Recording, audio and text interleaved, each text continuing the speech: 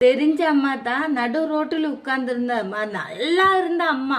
அந்த ஐயா எல்லாம் இருக்கும்போது ரொம்ப நல்லா இருந்துச்சு. எனக்கு அந்த ஐயா இறந்து போன காரியம் எனக்கு தெரியல. அந்த அம்மா கிட்ட நான் கேட்டேன், அம்மா ஏம்மா இப்படி உட்கார்ந்துருக்குற, என்னாச்சு, சேலையெல்லாம் கிழிஞ்சிருக்குது, நீங்க இப்படி இருக்க மாட்டேன்னு கேட்டேன். பாப்பா நான் இல்லை, என்னோட வீட்டுக்கே வரக்கூடாது, என்னோட பசங்க என்ன வீடு விட்டு வெளியில ஆக்கிட்ட, 2 பசங்களாம் வரல, பொத்து பொத்து வளர்த்துன பசங்க, அப்படி இருந்த பசங்க, கல்யாணம் பண்ணி கொடுத்து பொண்டாட்டியே பேச்சு கேட்டு என்னையே வீடு விட்டு வெளியில ஆக்கிட்ட. ஐயா இருந்தா எனக்கு இந்த கதி வராது. சத்தியமா எனக்கு ஐயா இறந்து போன காரியம் எனக்கு தெரியாது. நானும் கேட்டுட்டேன். அந்த அம்மாவுக்கு சங்கடம் ஆயிடுச்சு. அம்மா சாரிம்மா. தம்பிகளா, பெத்த தாய கைத்து பிடிச்சி வெளியே தள்ளுறதுக்கு உங்களுக்கெல்லாம் வெக்கமா இல்லையா?